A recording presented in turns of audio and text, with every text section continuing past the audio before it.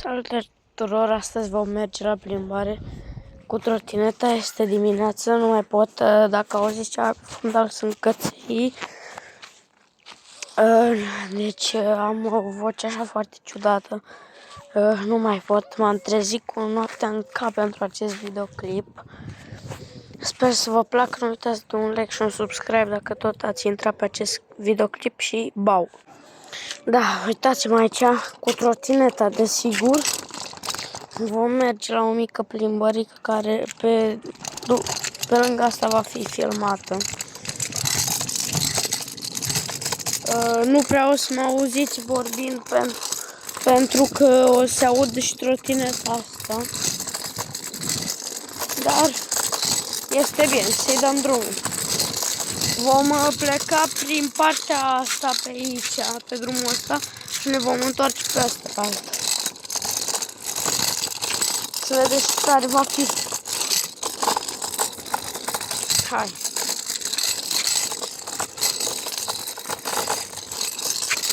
Deci dimineața eu m-am trezit cu noaptea în cap pentru acest clip. Deci nu mai pot, credeți-mă, nu mai pot. Mi-am pregătit camera, mi-am șters toată aparatura de filmat, mi-am actualizat laptopurile, calculatoarele, tot. Mi-am pregătit ca când ajung acasă cu acest videoclip să editez și na, vă dați seama câte bătaie de cap. Acum eu camera asta o să-mi foarte greu.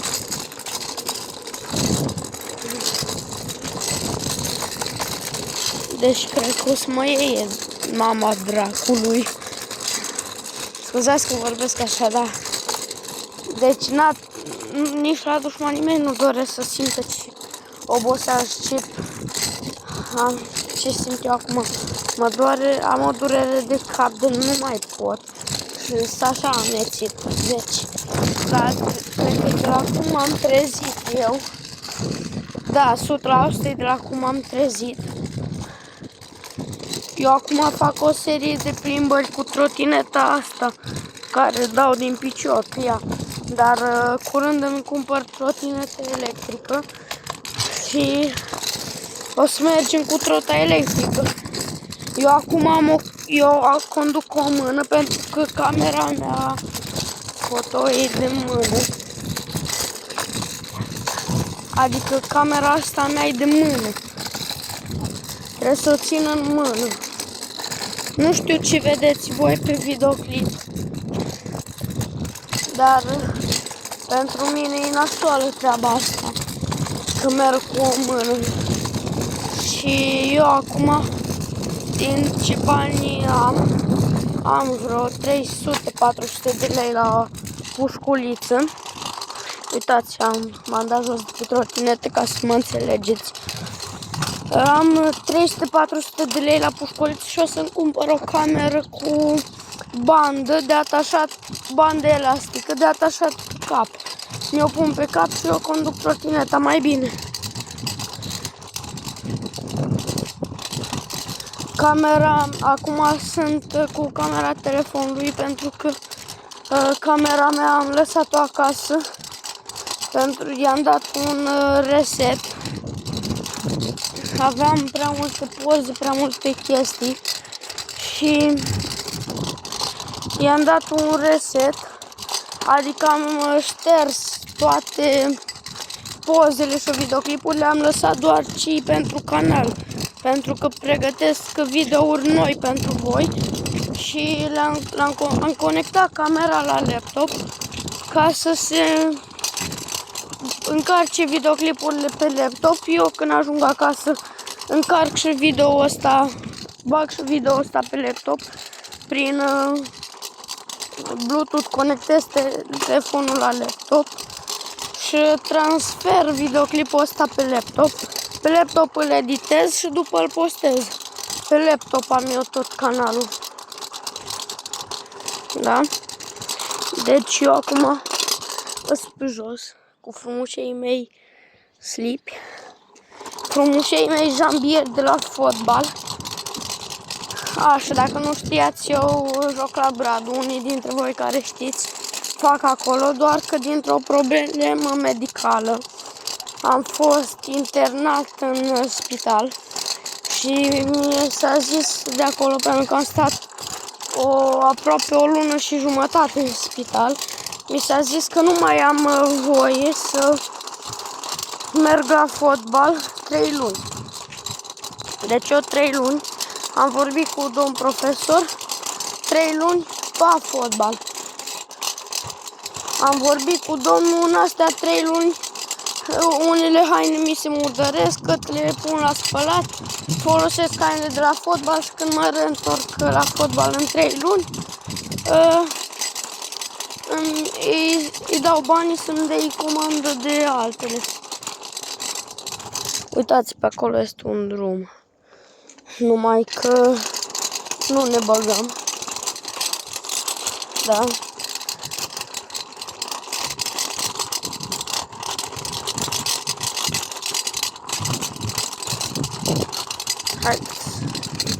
Haideți, unii dintre voi care sunteți activi pe canal și sunteți din localitate cu mine, probabil știți zona unde mă aflu.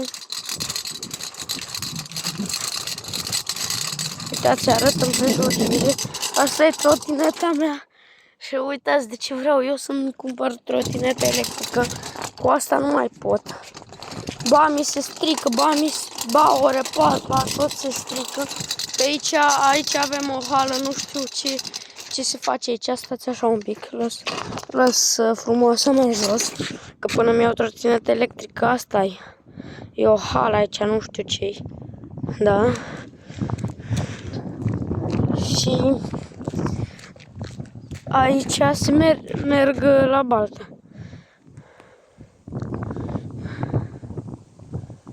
Da. Haideți să ne luăm frumos și ca trotinetă și să pornim. Deci scoate un zgomot infernal trotineta asta. Uitați, bate și vântul. Eu sunt sărăcit, dar pentru voi, dacă vă susținere, fac orice. Să postez noi videoclipuri. Da. Hai să mai urcăm pe trotinetă. Mă dor ciudat.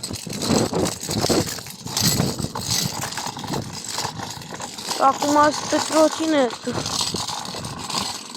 Merg și eu cum pot, că sunt așa de obosit, mă doare și capul. Dar acest videoclip am ideea de vreo săptămână și n-am reușit să-l filmez. Uitați, acum a venit momentul cel mare. Eu de obicei anunț... Stați un pic. M-am oprit ca să mă auziți. Eu de obicei anunț videoclipurile. Prin shorturi anunț eu videoclipurile. Doar că am uitat să anunț. Asta e un videoclip cam surpriză, aș zice eu, pentru că nu v-am anunțat dinainte, dar sper să vă placă, să-i dăm drumul înapoi. Da. Hai să plecăm. Hai să plecăm, că am stat prea mult la vorbă reală.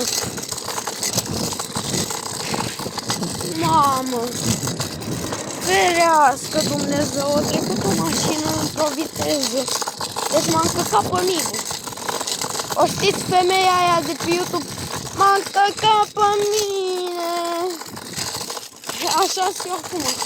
Deci m-am speriat super tare.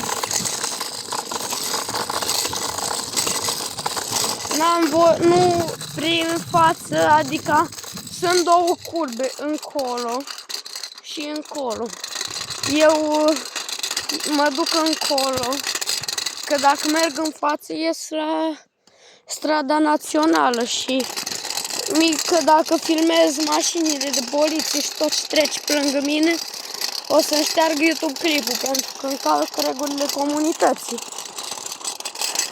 Am avut un TikTok, pe TikTok am pus un videoclip la story cu un BMW care făcea drifturi. Mi l-a șters pentru că mi-au zis că e ca o provocare pentru alții și că dacă o să încerce altcineva cu BMW-ul lui, poate fi periculos. Și să nu se inspire de la mine. L-am încărcat de 4-5 ori și tot mi-l șters. Am lăsat-o așa. Nu uitați să intrați pe contul meu de TikTok și să-mi dați un follow și acolo. Am clipuri cu Ronaldo, cu mașini, șmecherii. Am un clip cu 2 rățuște. Am multe clipuri super tari.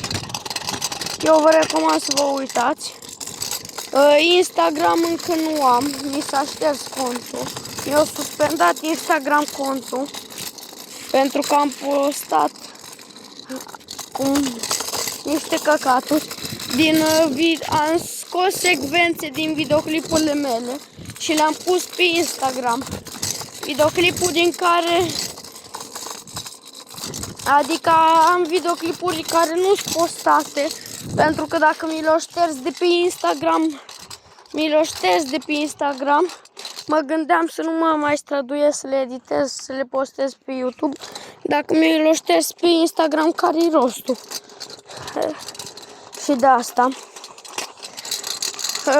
Dacă ai intrat pe videoclipul ăsta, nu cred că ți-ți pare interesant cum merg eu prin satul meu.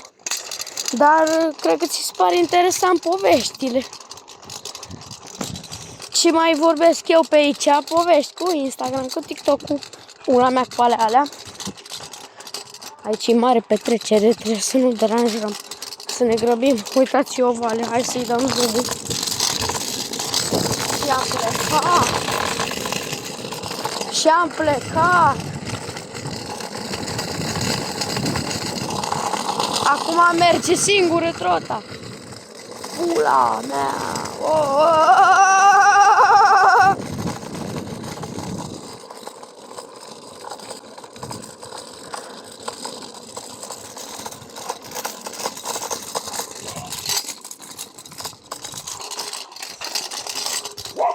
O să am un cadou foarte șmecher pentru voi.